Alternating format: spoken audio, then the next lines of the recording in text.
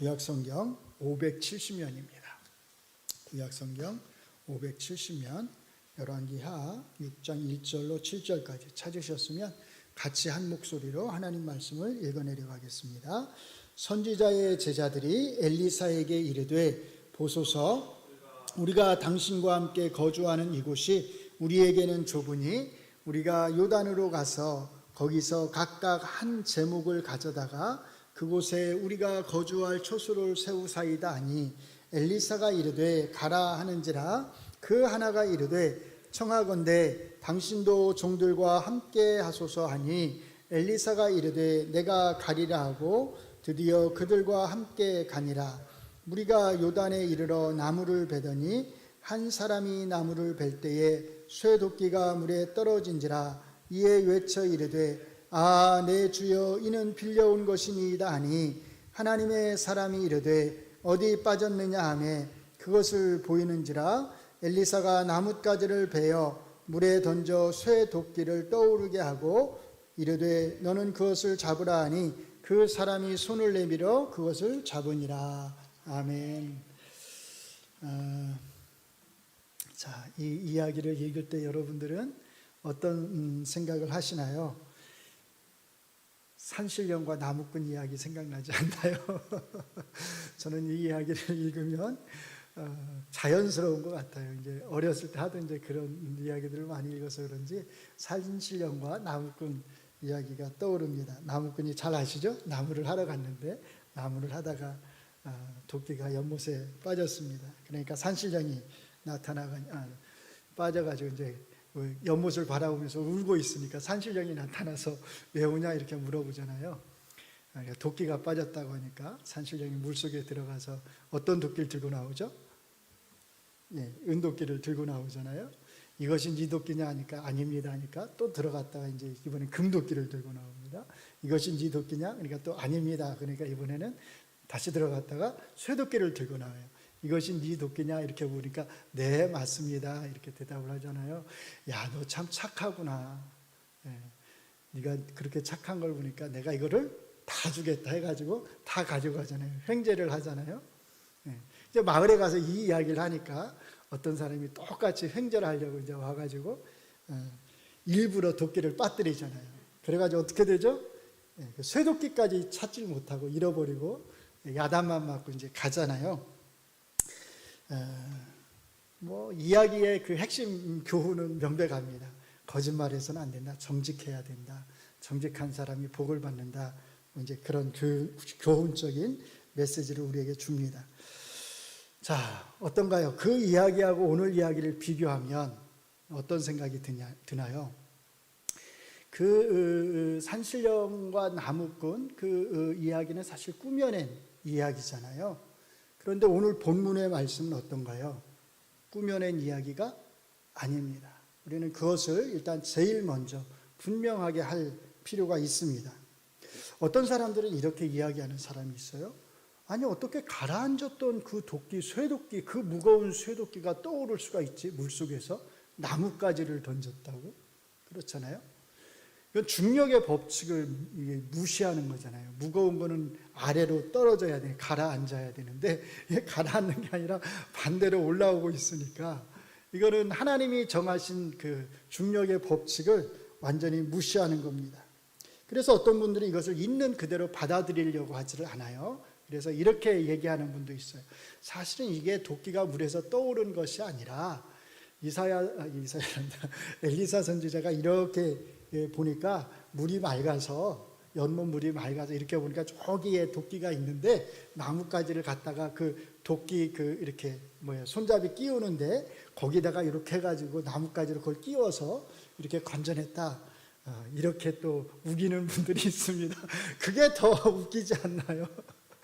자, 어쨌든지 간에 자, 우리가 만약에 이 이야기를 믿을 수 없다고 한다면 사실 우리는 이 앞에 나오는 이야기들, 엘리사 선지자가 행하는 이야기, 그 이적 이야기죠. 그 다음에 이 다음에 나오는 이적 이야기들이 있어요. 그것들을 하나도 사실은 믿을 수가 없습니다. 어떻게 기름이 멈추지 않고 계속 나올 수가 있겠습니까? 그렇죠? 어떻게 죽은 아이를 살릴 수가 있겠어요? 어떻게 국에다가 가루를 넣으니까 거기서 독이 사라질 수 있습니까? 어떻게 보리떡 20개를 가지고 100명을 먹일 수 있겠어요? 어떻게 북이스라엘 땅에 있는 이 엘리사 선지자가 저 멀리 있는 아람 땅, 아람의 왕이 그 왕궁에서 하는 그 이야기를 다 들을 수가 있겠어요? 앞뒤에 나오는 그 어떤 이야기도 사실 우리가 있는 그대로 사실은 믿을 수 있는 이야기가 하나도 없습니다. 이 이야기를 우리가 믿지 못한다면요. 오늘 이야기를 포함해서 엘리사 선지자가 행하는 이 모든 이야기들은, 이 모든 이적들은 다 이걸 잘 기억하셔야 돼요. 한 인간으로서의 엘리사 선지자가 행하는 일이 아니라 누가요? 그와 함께 하시는 하나님이 행하시는 일이다라고 하는 것을 잘 기억해야 됩니다. 그러니까 우리가 이 이야기를 믿을 수가 있는 거죠. 자, 그런데도 불구하고 사실 오늘 저희가 읽은 이 말씀을 보면 좀 당황스러운 그런 부분이 있는 게 사실입니다. 오늘 본문의 이야기가 당황스러운 이유는 이 이야기가 사실이 아닌 이야기라서 당황스러운 게 아니라 이 이야기가 이제 굳이 나와도 되지 않을 것 같은 이야기인데 여기에 나와 있는 것처럼 보인다는 면에서 조금 당황스럽다는 겁니다. 왜냐하면 사실 오늘 이야기를 보면 하나님께서 자기 백성을 돌보신다 라고 하는 그런 메시지를 던져주는 것으로 보이거든요. 근데 이 메시지는 하나님이 자기 백성을 돌보신다라고 하는 이 메시지는 이제 우리가 앞에서 특별히 4장에서 보았듯이 이미 충분하게 잘 많이 다루어졌습니다. 그렇기 때문에 굳이 하나님이 자기 백성을 돌보신다고 하는 그 메시지를 우리에게 전해주고자 한다면 이 이야기가 또 여기에 들어와 있을 필요가 없는 것처럼 보인다는 겁니다. 그래서 많은 목사님들이요, 이 이야기를 해석하는 데 있어서 어려움을 느끼고 또 그러다 보니까 조금 지나치게 이 이야기를 해석하려는 경향이 있습니다. 성경 해석과 관련해서 우리가 그 두 단어를 좀 중요하게 구별해서 두 가지 단어를 쓰는데요. 이걸 좀 먼저 보시죠. 자, 위에 있는 건 뭐냐면 exegesis라고 하는데요. 저 앞에 있는 X, 빨간 걸로 EX 있잖아요. 저거는 밖으로 그런 뜻입니다. 그러니까 밖으로. 저걸 보통 주해 이렇게 번역을 하는데 본문에 있는 그 의미를 밖으로 어떻게 한다? 끄집어 낸다는 겁니다. 본문 안에 의미가 있는 거예요. 그 성경을 기록한 저자가 우리에게 전해주려고 하는, 하나님이 우리에게 전해주려고 하는 의미가 본문 안에 있는 거예요. 설교자가 하는 일은 뭐냐면 그 본문 안에 있는 그 의미를 밖으로 끄집어 내는 거죠. 알아내는 거죠. 그걸 가리켜서 주해라고 하는 거예요. 그래서 설교에서 설교자들이 가장 먼저 해야 하는 일이 뭐냐면 주해를 해야 되는 거죠, 사실은. 그러니까 주해를 잘하면 그 설교가 좋은 설교가 되는 거고 바른 설교가 되는 거죠. 근데 주해를 잘못하면 엉뚱한 설교가 되는 거예요. 그 엉뚱한 설교가 뭐냐면 그 다음에 있는 단어예요. 아이스주시스라고 하는데 저기 EIS 빨간색으로 되어 있는 게 저기 아이스인데 저게 무슨 뜻이냐면 안으로라고 하는 뜻이에요. 안으로. 그러니까 위에 단어는 밖으로 끄집어낸다는 뜻이라면 아래 단어는 안에다가 집어넣는다는 뜻이거든요. 뭘 집어넣냐면 본문에 없는 의미를 성경을 해석하는 사람이 자기 마음대로 그 안에다가 억지로 의미를 집어넣는다는 뜻입니다. 저 단어를 어떻게 번역해야 될지 쉽지 않은데 그래서 이제 번역하는 사람마다 좀 다르게 번역해요. 어떤 사람은 안으로라고 하는 의미를 살려서 주입 이렇게 번역하는 사람도 있는데 그냥 편하게 저는 이제 잘못된 해석 이렇게 번역을 해놨습니다. 저렇게 본문에 없는 의미를 자기 마음대로 그 안에다가 집어넣는 것은 성경을 잘못 해석하는 겁니다. 그러니까 저 둘을 잘 우리가 이제 구분을 할 필요가 있는 거지요. 그래서 설교는 뭐냐? 가장 1차적으로 엑스제시스를 하는 거예요. 엑스제시스를 본문에서 제시하는 그 메시지, 본문 안에 있는 그 의미를 잘 밝혀서 겉으로 밝혀내는 거지 본문에 없는 의미를 거기다 집어넣는 게 아니라는 겁니다. 제가 오늘 저희가 읽은 이 본문을 가지고 설교를 준비하면서 다른 목사님들은 어떻게 설교를 하셨나 한번 보려고 일부러 좀 몇 분의 목사님들의 설교를 제가 한번 들어봤어요. 그런데 조금 안타깝게도 이 본문에서 제시하는 자연스러운 그 메시지를, 의미를 끄집어내기보다는, 그러니까 엑서지시스를 하기보다는, 주해를 하기보다는 아이스주시스, 그 안에다가 의미를 억지로 어떤 의미를 이렇게 집어넣는 그런 것을 보게 되었습니다. 목사님들이 왜 이렇게 하실까? 제가 생각해 보니까 그냥 이 본문만 가지고 설교를 하기에는 이 본문에서 우리에게 주는 어떤 의미가 조금 부족하다고, 그러니까 약하다고 느꼈기 때문이 아닐까 그런 생각이 들더라고요. 그러니까 좀 더 어떤 성도들에게 강한 은혜를 주기 위해서 그렇게 좀 억지스러운 해석들을 그 안에다가 집어넣는 것이 아닌가 그런 생각을 해봤습니다. 그래서 제가 먼저 이 본문을 잘못 이해하는 것들에 대해서 간단히 좀 말씀을 드리려고 해요. 이것은 이 본문만 잘못 이해하는 것에 대해서 말하려고 하는 것이 아니라 성경을, 어떤 본문의 성경을 여러분들이 보든지 간에 이렇게 성경을 이해하는 것은 잘못된 것이다 라고 하는 것을 여러분들이 알도록 하기 위해서 제가 이것을 말씀을 드리는 거예요. 이렇게 설교하신 분들을 굳이 어떻게 보면 자연스럽게 비판을 하는 것이 될 수밖에 없지만, 그런 의도보다 이것을 여러분들이 반면 교사로 삼아서 바르게 성경을 해석하는 법을 알 수 있도록 하기 위해서 제가 말씀을 드리는 겁니다. 크게 두 가지를 좀 말씀을 드리고 싶은데요. 첫째로, 자, 같이 한번 읽어보시죠. 자, 시작. 첫째로, 본문에서 설명하지 않는 배경에 대해서 지나친 추론을 하지 않도록 조심해야 합니다. 자, 1절에 보시면 엘리사 선지자의 제자들이 이제 거주할 곳이, 이제 그 거주하는 곳이 좀 비좁으니까 이제 넓은 곳을 찾아서 요단강 쪽으로 옮기자고 합니다. 그러면서 뭐라고 말하냐면 그 중에 한 제자가 엘리사 선지자에게 함께 가자고 그래요. 함께 가자. 자, 왜 함께 가자고 하죠? 왜 한 제자는 우리와 함께 가셨으면 좋겠습니다 이렇게 말을 하죠? 그 이유가 뭐죠? 모르죠. 왜 모르죠? 본문에 나와 있지 않으니까. 왜 함께 가자고 하는지 나와 있지는 않아요. 어떤 목사님이 이렇게 이걸 설명을 하세요. 자, 1절에서 거주하다라고 하는 이 말의 뜻은 무릎 앞에서 듣다라고 하는 뜻이랍니다.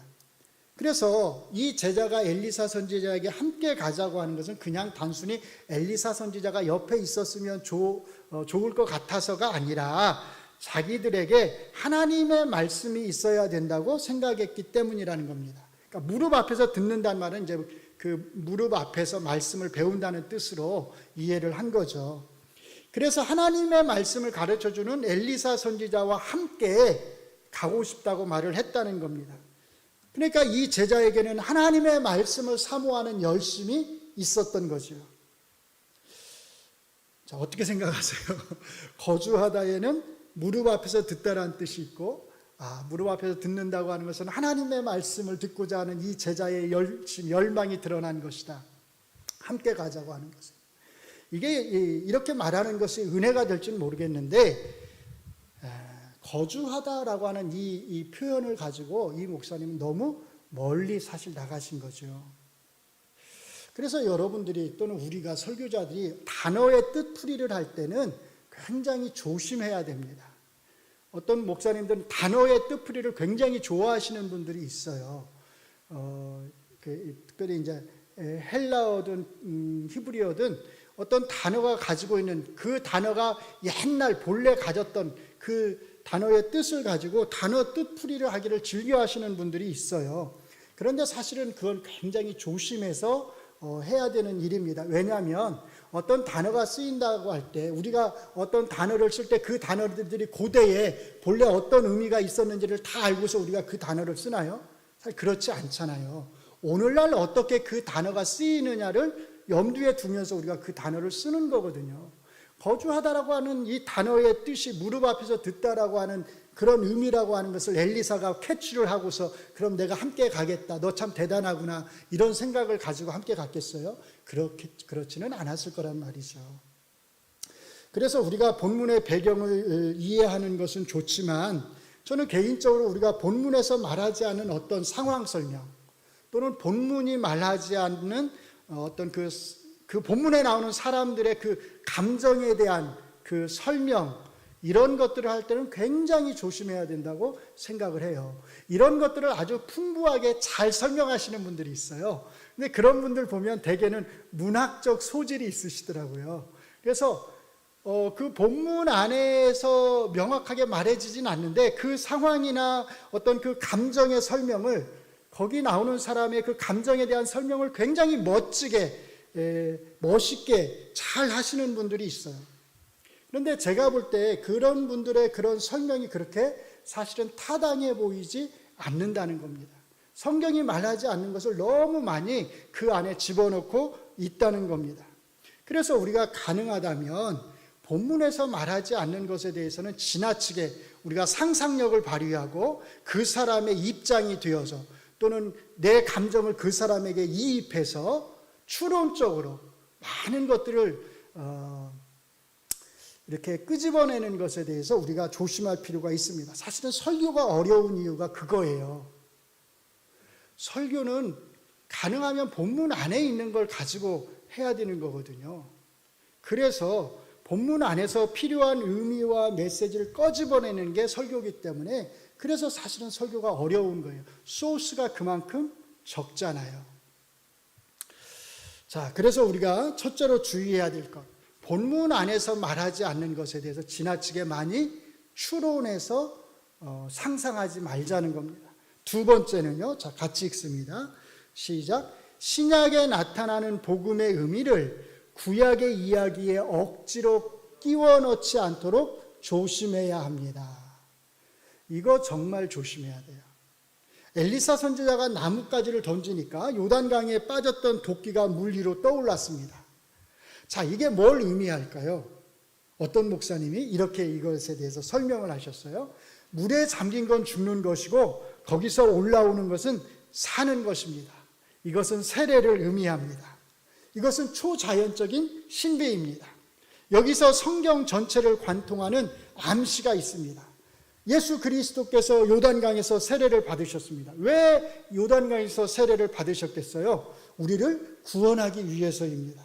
도끼를 빠뜨린 익명의 이 제자는 율법대로 죽어야 하는 노예가 되어야 하는 대상이 되었습니다. 그러나 하나님의 초자연적인 세례를 상징하는 이 사건을 통해서 이 익명의 제자는 새로운 생명을, 새로운 삶을 얻게 되었습니다. 어때요? 맞는 건가요? 자, 물에 빠졌던 도끼가 물 위로 떠오르는 것하고 세례가 무슨 관련이 있겠어요? 사실 아무런 관련이 없지요. 신약에 나오는 이 세례의 의미를 이렇게 구약의 이야기 속에 마구잡이로 끼워 넣어서는 안 된다는 겁니다. 이게 뭐냐면 아이스주시스를 하는 거예요. 잘못된 해석을 하는 것입니다. 또 어떤 분은 이렇게 말씀을 하세요. 이것은 엘리야의 신비한 능력을 드러내기 위한 장치입니다. 결론은 힘의 증명이 아니라 은혜의 증명입니다. 이것은 은혜를 증명하는 사건입니다. 그것이 예수 그리스도의 죽음입니다. 예수 그리스도의 죽음으로 우리가 새로운 생명을 얻는 것입니다. 이 제자가 새로운 생명으로 살아나듯이 쇠도끼같이 가라앉은 사람들을 떠오르게 하는 게 십자가의 죽음입니다. 이 목사님은 이 단어를 주목한 거예요. 쇠도끼가 위로 떠오르잖아요. rise 하잖아요. 우리가 죽은 사람이 부활하잖아요. rise 하잖아요. 이렇게 떠오르고 죽은 사람이 일어나는 것, 떠오르는 것과 일어나는 것을 쉽게 말하면 서로 연결을 시킨 거예요. 근데 도끼가 떠오르는 것하고 죽은 사람이, 영적으로 죽었던 사람이 살아나는 것하고는 아무 상관이 사실 없잖아요. 그러니까 요 이야기에다가 예수님의 십자가 사건을 집어넣어가지고 도끼가 떠오르는 것처럼 그렇게 영적으로 살아나는 그런 십자가의 메시지 의미가 여기에 있다라고 이렇게 말하는 것은 정말로 엉터리 해석이고 엉터리 설교입니다. 이 이야기는 우리에게 십자가 사건의 의미를 전혀 말해주려고 하는 것이 아니라는 겁니다. 자, 이렇게 구약에 있는 이야기에다가 뭘 집어넣은 거예요?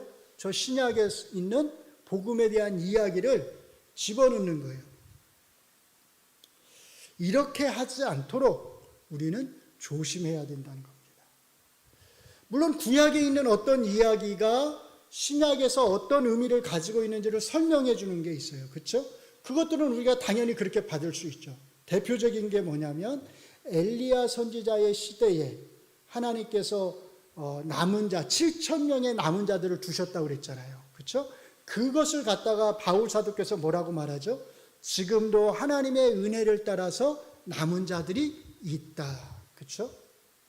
그것은 명백하게 신약 성경이 엘리야 시대에 하나님께서 남겨두셨던 그 사건, 그 의미를 신약의 복음에 적용을 하는 거잖아요. 성경이 그렇게 명확하게 말을 한다면 우리가 그것을 말할 수 있죠. 그러나 성경이 우리에게 말하지 않는 그런 신약적 의미를 우리 마음대로 구약의 이야기에다가 집어넣는 것은 은혜가 될지 모르겠지만 사실은 성경을 잘못 해석하는 것이다라는 겁니다. 그래서 가장 좋은 건 뭐냐면 구약의 이야기들은 신약 성경이 명확하게 그 의미를 언급하고 있지 않는 한 그냥 있는 그대로 자연스럽게 이해하고 해석하는 것이 가장 좋다는 것입니다. 때로는 앞에 나온 이야기하고 거의 비슷한 메시지를 전해주는 것일 수도 있습니다. 그렇다고 해서 우리가 거기에다가 그 본문에 없는 의미를 억지로 집어넣어서는 안 되는 것입니다. 두 가지를 말씀드렸어요. 하나는 지나치게 많은 추론, 상상을 하지 말라는 겁니다. 두 번째는요, 신약의 의미를 구약에다가 마구잡이로 억지로 집어넣지 말라는 겁니다. 우리가 이 두 가지만 잘 지켜도 우리가 성경을 바르게 이해하는데 크게 도움이 되리라고 생각을 합니다. 오늘 본문도 마찬가지입니다. 아마 오늘 본문을 그냥 자연스럽게 이해하면 우리에게 별다른 은혜의 메시지를 주지 않는다고 생각을 해서 목사님들이 자꾸만 여기에 어떤 특별한 신학적인 의미를 집어넣으려고 하는 것 같습니다. 그런데 사실은 그렇지 않습니다. 오늘 본문을 그냥 있는 그대로 우리가 이해를 해도 오늘 본문은 우리에게 정말 귀한 메시지를, 귀한 의미를 전해주고 있다는 겁니다. 일단 오늘 본문만이 가지고 있는 특징이 무엇인지를 한번 보도록 하겠습니다. 두 가지로 나눠서 생각해 볼 수 있는데, 첫째로 오늘 본문을 앞에서 다루었던 제자들에 대한 이야기하고 한번 비교해 볼 필요가 있습니다. 제자들에 대한 이야기하고 앞에 나오는 제자들에 대한 이야기하고 비교하면 비슷한 메시지를 전해주는 것 같은데 사실은 비슷하면서도 다른 메시지입니다. 4장 뒷부분에 나오는 제자들에 관련된 두 가지 이야기가 있죠. 제자들이 식사를 하려고 하는데 국에 독이 들어갔던 이야기, 그리고 또 하나가 뭐냐면 떡 20개를 가지고 100명을 먹인 이야기. 자, 이 두 이야기는 제자들이라고 하는 100명이나 되는 제자들이라고 하는 전체 무리, 집단과 관련된 이 전체 제자의 집단을 하나님께서 엘리사 선지자를 통해서 어떻게 살피고 돌보시는지를 보여주는 이야기입니다. 이것과 비교해서 오늘 본문의 이야기는 집단과 관련된 이야기가 아니라 어떤 이야기예요? 한 명의 제자와 관련된 이야기라는 겁니다. 둘째로는 이 다음에 나오는 이야기하고 한번 비교해 볼 수 있습니다. 자, 바로 다음에 어떤 이야기가 나오죠? 아람의 군대가 북이스라엘을 침범하려고 하는데 엘리사 선지자가 멀리 있으면서도 아람 왕이 하는 이야기들, 왕궁에서 하는 이야기들을 다 알아챕니다. 그래서 이스라엘을 구해내는 이야기잖아요. 자, 이렇게 보면 그 다음에 나오는 이야기는 민족으로서의, 국가로서의 이스라엘을 구하는 이야기입니다. 그런데 오늘 이야기는 그런 국가와 관련된 것이 아니라 한 개인과 관련되어 있다고 하는 것을 알 수 있습니다.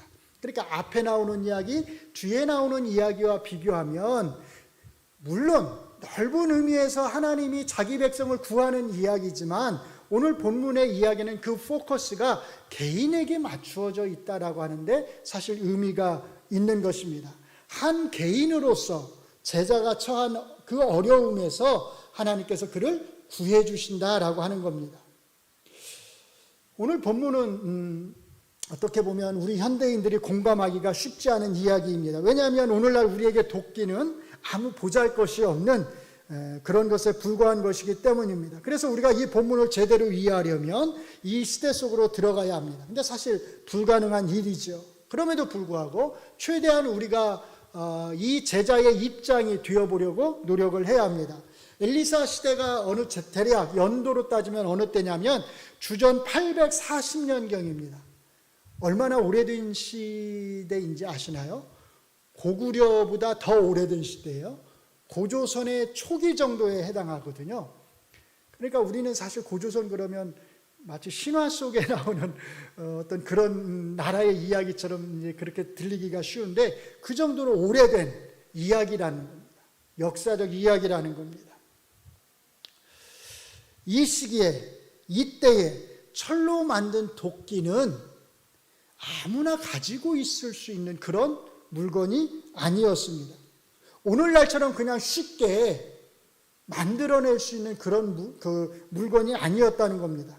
어떤 분은 오늘날 집에 망치가 있듯이 당시의 도끼가 어느 집에나 있었는데 엘리사 선지자의 제자들은 너무나 가난해가지고 이렇게 어느 집에나 있는 도끼가 없었다 이렇게 말씀하신 분도 있어요.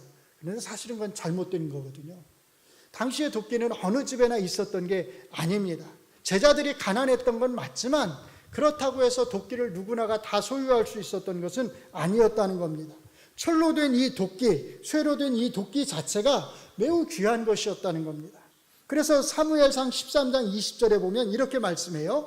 온 이스라엘 사람들이 각기 보습이나 삽이나 도끼나 괭이를 벼리려면 날카롭게 하려면 블레셋 사람들에게로 내려갔었다. 무슨 말이냐면 당시에 이스라엘에는 옛날에 사무엘상에서 이스라엘 사람들에게는 이런 것들을 만들 수 있는 곳이 없었다는 겁니다. 그래서 어디까지 가야 됐어요? 블레셋 땅까지 갔어야 됐다는 겁니다. 그 정도로 사실 이 철이라고 하는 것 자체가 귀했고 그걸 사용해서 뭔가 물건을 만드는 것 자체가 사실은 쉬운 일이 아니었다는 겁니다. 그러니까 이 제자가 도끼를 빌려왔다고 하는 것은 지금 굉장히 중요한 것을 빌려온 것입니다. 귀한 것을 빌려온 것입니다. 그리고 이 도끼를 강에 빠뜨렸다고 하는 것은 되갚을 수 없는 것을 빠뜨렸다는 겁니다.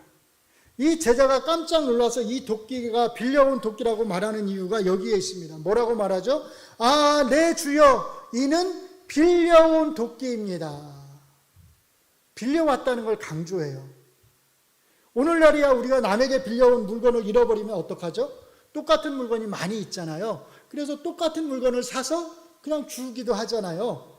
똑같은 물건도 많고 그 물건을 살 수 있는 물질적인 능력도 있으니까 아무 문제가 안 되는 거예요.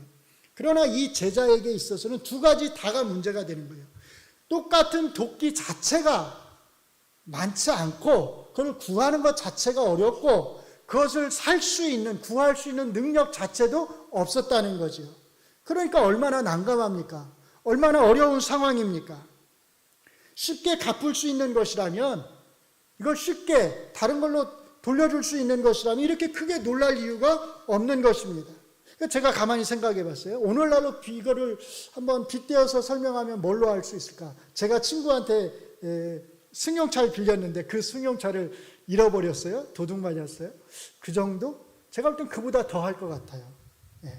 왜냐하면 승용차야 뭐 쉽게 구할 수 있잖아요. 또 할부로 갚아나갈 수가 있잖아요. 근데 도끼는 지금 그런 상황이 아닙니다. 어떤 분들은 이것을 사소한 일이라고 말하시는 분도 있습니다. 그래서 하나님은 이렇게 사소한 일까지도 간섭하시고 돌보시는 하나님이시다 이렇게 말하는 분이 있어요. 그런데 이 일은 사소한 일이 절대로 아니었습니다. 출애굽기에 보면 이렇게 말씀합니다. 만일 이웃에게 빌려온 것이 그 임자가 함께 있지 아니할 때 상하거나 죽으면 반드시 배상하려니와, 내가 이웃에게서 어떤 물건을 빌려왔는데 그 주인이 내 옆에 있다가 이 물건이 또는 이 동물이 어떤 문제가 생겼으면 이걸 갚아주지 않아도 된다는 거예요. 근데 이 주인이 없는데 내가 이 물건을 잃어버렸어요. 이 주인이 없는데 내가 빌려온 어떤 동물이 죽어버렸어요. 그럼 어떻게 해야 된다? 반드시 갚아야 된다는 거예요. 똑같이 갚아줘야 된다는 겁니다. 토끼를 잃어버린 이 제자는 어떻게 갚아야 될까요? 막막했을 겁니다. 바로 이 막막한 상황 속에서 엘리사 선지자가 이 문제를 해결해 주는 것입니다. 오늘 이야기의 요지는 이런 면에서 한 개인이 감당할 수 없는 그 어려움에 초점이 맞추어져 있다고 볼 수 있습니다. 하나님은 하나님의 제자들, 엘리사 선지자의 제자들이라고 하는 그 집단으로서의 하나님을 섬기는 사람들이 처한 어려움을 도우시는 하나님이실 뿐만 아니라 또 하나님은 한 민족, 이스라엘이라고 하는 한 민족이 처한 어려움을 도우실 수 있는 그런 하나님이실 뿐만 아니라 한 개인으로서 한 사람 한 사람 하나님을 섬기려고 하는 한 사람의 그 하나님의 백성이 처해 있는 어려움까지도 하나님은 도우시고 해결해 주시는 하나님이시다라고 하는 겁니다. 하나님은 우리 한 사람 한 사람에게 관심을 가지고 계십니다. 우리가 이렇게 교회 공동체로서 교회를 섬기고 있지만 하나님은 우리 교회 공동체 전체에게 관심을 가지고 계실 뿐만 아니라 이 공동체에 속해 있는 우리 한 사람 한 사람에게, 여러분 한 사람 한 사람에게 관심을 가지고 계십니다. 하나님의 백성으로서 우리가 처해 있는 문제는 하나님에게 결코 사소한 문제가 아니에요. 우리 자녀가 어떤 어려움에 처하면 우리가 어떻게 생각하죠? 사소한 문제라고 생각을 하나요? 큰 문제든 작은 문제든 우리에게는, 부모에게는, 자녀를 사랑하는 부모에게는 그게 큰 문제냐 작은 문제가 중요하지 않아요. 내 자녀가, 내가 사랑하는 아이가 어떤 어려움에 처해 있다는 그 자체가 사실은 중요하죠. 왜냐하면 내 자식이 처해 있는 어려움이기 때문입니다. 하나님도 마찬가지라고 생각합니다. 우리가 하나님의 자녀인 한에서, 하나님의 백성인 한에서 우리가 어떤 어려움에 처해 있든지 간에 그것이 큰 문제든 아니면 작은 문제든 하나님은 그것을 사소한 문제로 보지 않는다는 겁니다. 하나님은 우리 한 사람 한 사람을 귀하게 여기십니다. 중요하게 여기십니다. 그래서 우리가 처해 있는 문제 역시 그것이 우리가 볼 때는, 다른 사람들이 볼 때는 아무리 사소한 문제처럼 보인다 할지라도 하나님이 보실 때에는 그것이 매우 중요한 문제라는 겁니다. 그냥 지나치지 아니하시는 문제라는 겁니다.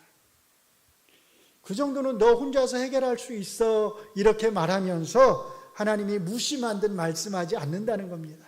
그건 너 스스로 한번 해결해봐 이렇게 말씀하시면서 못 본 채 하지 않으신다는 겁니다. 부모는, 저도 아빠가 되어보니까 아이들 눈치를 많이 봐요. 애들이 어떤 표정을 짓는지, 그렇죠? 어떻게 말을 하는지, 어떻게 행동하는지 사실 하나하나를 다 이렇게 눈여겨보게 되더라고요. 그래서 평소에 하던 것하고 다른 어떤 행동을 하거나 평소에 하던 표정하고 다르거나 말투가 다르거나 그러면 어떤 생각을 하냐면 속으로 혹시 저 아이에게 무슨 일이 있는 게 아닌가? 이런 염려가 들어요. 그게 부모 마음이더라고요.